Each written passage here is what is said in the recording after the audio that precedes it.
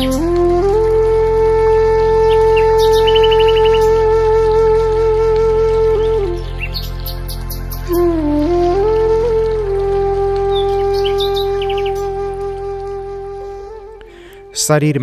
विचारको प्रभाव। अब यो हेर्नु पर्दछ शरीरमाथि विचारहरूको के प्रभाव पर्दछ।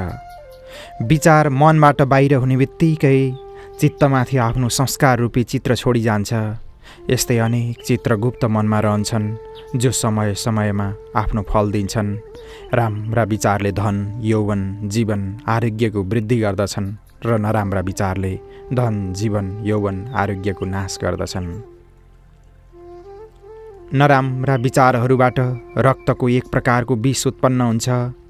त्यो विष शरीरको जुन भागबाट बाहिर निस्कन्छ त्यसलाई रोग भन्दछन्। क्रोधबाट एक प्रकारको विष उत्पन्न हुन्छ। क्रोधमा टोकिदिनाले जसलाई टोकेको हो उसको मृत्युसम्म हुन जान्छ। स्त्रीहरूलाई त यो असाधारण अनुभव हुन्छ कि क्रोधावस्थामा दुध पिलाउनाले बालक बिरामी हुन जान्छ। घृणा र स्वार्थका विचारहरूबाट हृदय रोग हुन्छ, किनभने यसको प्रभाव हृदयमाथि पर्दछ। धननाशको विचारबाट निर्बलता, क्षय, मूत्राशय सम्बन्धी रोग उत्पन्न हुन्छन्। भय र दरिद्रताको विचारबाट अजीर्ण तथा मन्दाग्नि हुन्छ। यस्तै अनेक रोग नराम्रा विचारहरूबाट उत्पन्न हुन्छन्। असल विचारहरूले रोगको नाश हुन्छ। राम्रा विचारहरूको लक्षण अगाडि भनिसकेको छ। रामकृष्ण परमहंस, मोहम्मद, ख्रिस्ट आदि महापुरुषहरूका समयानुकूल जो असल विचार अपेक्षित थिए उस्तै विचार मानिसहरूले निरन्तर गर्नु योग्य छ। उनैबाट उन्नति हुन्छ। प्रेम, परोपकार, दया, दान र ईश्वर चिन्तन रूपी विचारहरूबाट मानव शरीरका समस्त प्राणकोष्ठहरूलाई नवजीवन प्राप्त हुन्छ। यसैले सदा आफ्नो मनमा असल विचारहरूलाई नै स्थान दिनुपर्दछ। शारीरिक रोगहरूको मुख्य कारण हाम्रा अशुद्ध विचार नै हुन्। यदि शरीरको रक्षा आरोग्यताको आवश्यकता छ भने सदा आफ्नो मनमा शुद्ध र पवित्र विचारहरूलाई आउन दिनुपर्दछ। एउटा ब्रिटिस डाक्टरले वैज्ञानिक प्रयोगहरूद्वारा के सिद्ध गरेको छ भने भय, चिन्ता, ईर्ष्या, द्वेष र उदासीनताबाट पसिनामा, थुकमा, श्वासमा, रक्तमा विष उत्पन्न हुन्छ र प्रेम, दया, सन्तोष, आनन्द तथा प्रसन्नता, आरोग्यताका विचारहरूबाट आरोग्यता र बलवान बनाउने तत्त्व उत्पन्न हुन्छन्। यस्तै बालकहरूलाई आमा वा धाइले क्रोधित भएर दूध खुवाउनाले उसको दूध विषाक्त भई बालक मूर्छा भएर मृत्युसम्म भएको देखिएको छ। रोगी त अवश्य हुने हुन्छ। विचारहरूको प्रभाव शारीरिक सङ्गठनहरूमा धेरै पर्दछ। निश्चित, दृढ र आशायुक्त विचारहरूबाट हाम्रो मुख चम्किन लाग्छ तथा हाम्रो सम्पूर्ण कार्य सजीव प्रतीत हुन्छ। निराशाका विचारहरूबाट हाम्रो मुख मलिन हुन जान्छ र शरीरको ह्रास हुन जान्छ, अर्थात् शरीर पनि मलिन र विरूप जस्तो प्रतीत हुन लाग्छ। विशेष प्रकारका विशेष विचारहरूबाट विशेष प्रभाव पर्ने वर्णन गर्दै एउटा विद्वानको भनाइ छ। क्रोध, भय, चिन्ता, ईर्ष्या, शोक, लोभादि जति प्रकारका विचार हुन्छन् तिनबाट केवल मानसिक दशामा मात्र निर्बलता र गडबडी नमच्ची शरीरमाथि पनि उस्तै नै नराम्रो प्रभाव पर्दछ। यो कुरा प्रमाणित भइसकेको छ भने यस्ता विचारहरूबाट शरीरका विष उत्पन्न हुन्छ, रक्त प्रवाहमा रोकावट हुन जान्छ र रक्त पनि विकृत हुन जान्छ। यसबाट रक्तमा पोषण शक्ति पनि कम हुन जान्छ। शारीरिक कार्यमा शिथिलता आउँछ। विश्वास, आशा, प्रेम, क्षमा, आनन्द तथा शक्तिका भावले मनमा स्फूर्ति उत्पन्न हुन्छ। रक्त प्रवाह पनि यथोचित भएर समस्त शरीरलाई उत्क्रान्त गर्दछ। यसबाट मन प्रसन्न तथा शरीर हृष्टपुष्ट हुन्छ। मानसिक दशा खस्नाले सब रोग हुन्छन्। अति स्त्री प्रसङ्गबाट प्राणवाहिनी नाडीहरू निर्बल हुन जानाले प्राण शक्ति पुर्याउन रोकावट हुन्छ। यसबाट पक्षाघात हुन जान्छ। वैद्यहरू भन्दछन् यो रोग प्राय अति स्त्री प्रसङ्गबाट नै हुन्छ। निराशा र चिन्ताका विचारहरूले आन्द्राहरूको रोग तथा बदलालिने इच्छाले भय, चिन्ताले मन निरन्तर एउटै विषयमाथि लागिरहनाका कारण मस्तिष्कलाई हानि पुगेर नष्टभ्रष्ट हुन जान्छ। शोक घुनको समान हो। जस्तो घुनले चनालाई भित्रबाट खाएर खोक्रो गरिदिन्छ उस्तै नै शोक पनि शारीरिक बललाई नष्ट गर्दछ।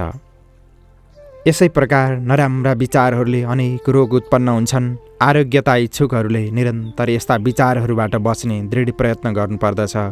आरोग्यताका विचार आरोग्यतालाई र रोगका विचार रोगलाई बढाउँछन्। धनको विचार धनलाई, दरिद्रताको विचार दरिद्रतालाई बढाउँछन्।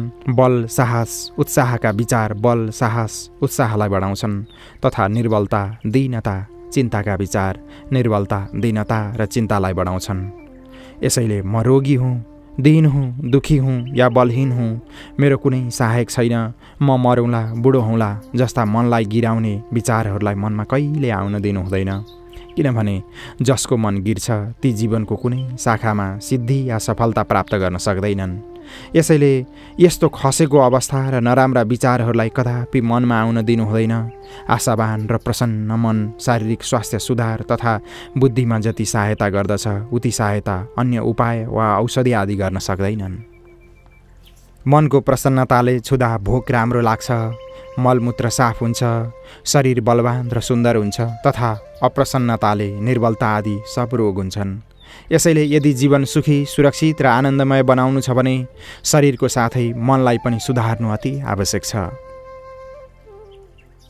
पेट मस्तिष्क र हृदय यिनीहरूसँग ज्ञान तन्तुहरूको घनिष्ठ सम्बन्ध हुनाले ती मानसिक भावहरूका अनुसार कार्य गर्दछन्। एक भावबाट गालामा पहेँलोपन फैलन्छ र दोस्रो भावले गालामा लाली चम्कन लाग्छ। यसैले जसबाट आरोग्य बल धन बुद्धि विद्या तेज बढ्दछ र शरीरमा मनमा प्रसन्नता प्राप्त हुन्छ उस्तै नै विचारहरू हामीले सदा गर्नुपर्दछ। यसका लागि आफ्ना विचारहरूमा निरन्तर ध्यान राख्नुपर्दछ।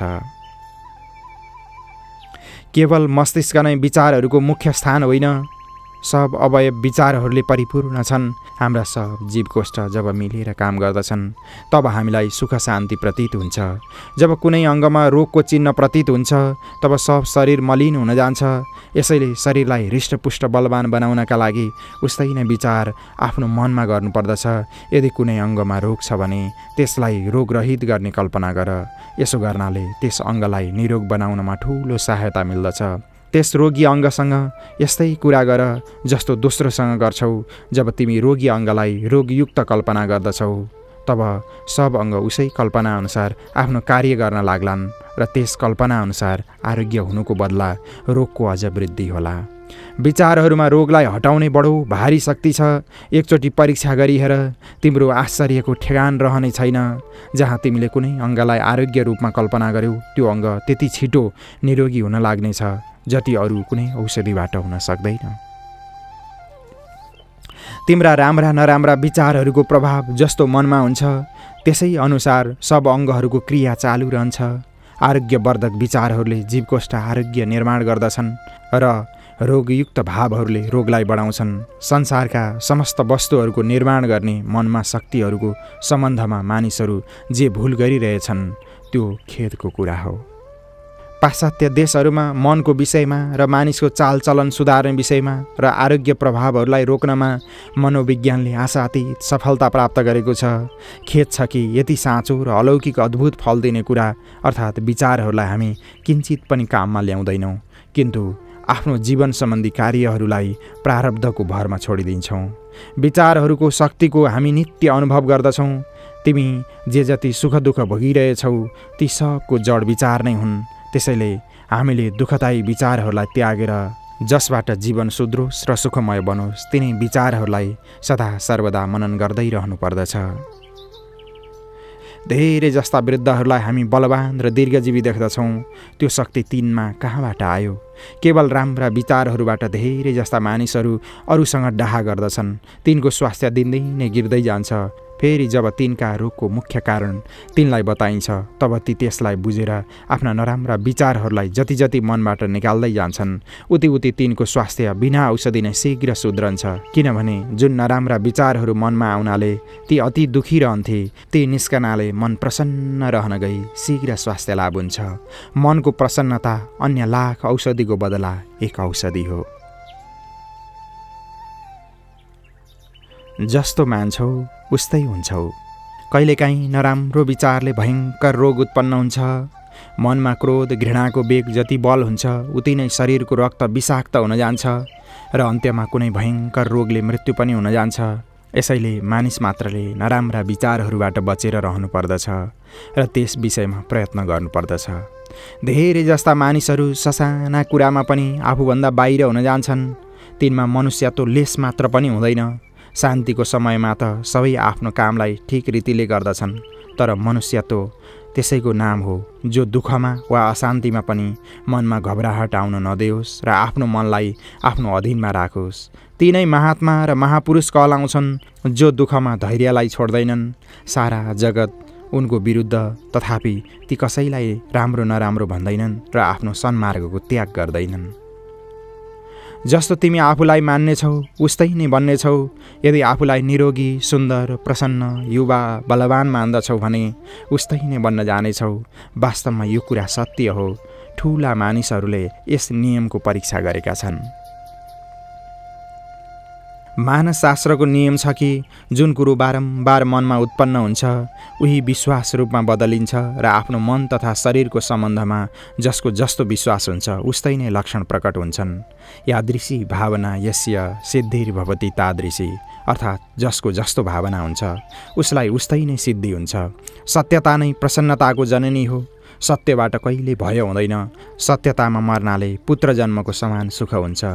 यही एउटा सिद्धान्तलाई बुझ्नाले र यसका अनुसार चल्नाले समस्त सुख, शान्ति र समृद्धि आफै तिम्रा नजिक खिचिएर आउँछन्। यही जीवनको सच्चा मार्ग हो।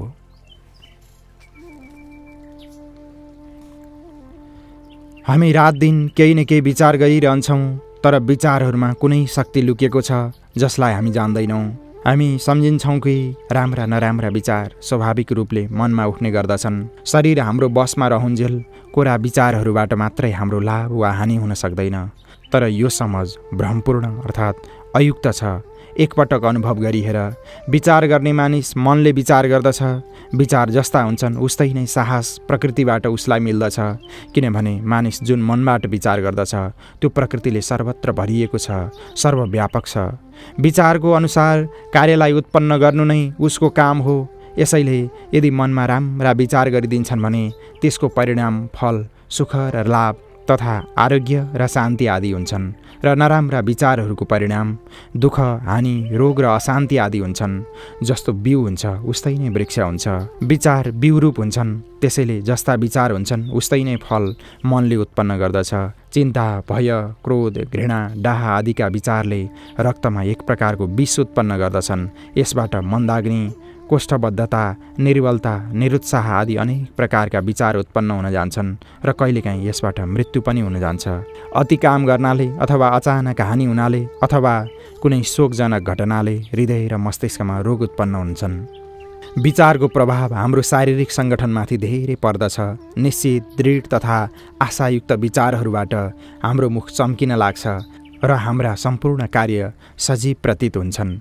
निराशाका विचारबाट हाम्रो मुख मलिन हुन जान्छ र शरीरको ह्रास हुन थाल्छ, अर्थात् शरीर पनि मलिन र विरूप जस्तो प्रतीत हुन्छ। एउटा डाक्टरको भनाइ छ, एउटा बलवान, हृष्टपुष्ट, उत्साही सभ्य पुरुष घुम्दै फिर्दै थाकेर आयो। त्यसबेला उसलाई जोडले भोक लागेको थियो। उसै बेला उसका नाउँमा एउटा तार आयो जसमा शोकजनक समाचार थियो। त्यसलाई पढेर ऊ सुस्त र उदास भयो। उसको भोक नजाने कहाँ बिलायो। उसका मित्रहरूले उसलाई जबरजस्ती भोजन गराए। त्यसको परिणामस्वरूप ऊ 2 घण्टामा मरिहाल्यो। यस कुराबाट के बुझिन्छ भने एउटा निरोग स्वस्थ मानिसलाई अतिशय भोक लागेको थियो र उसको चित्त पनि भोजनालयमा थियो। तर उस बेला रक्तको प्रवाह जो आमाशय र पाचनका अवयवतिर थियो त्यो शोक समाचार आउने बित्तिकै मस्तिष्कतिर वेगले बग्न लाग्यो। उसका मांसपेशी र खुट्टा निर्बल भए। अन्त्यमा तीव्र शोकले रक्त विषाक्त भएर उसको मृत्यु हुन गयो। यसैले आत्मविद्याका साधकले गरिष्ठ भारी वस्तुलाई त्याग्नु पर्दछ।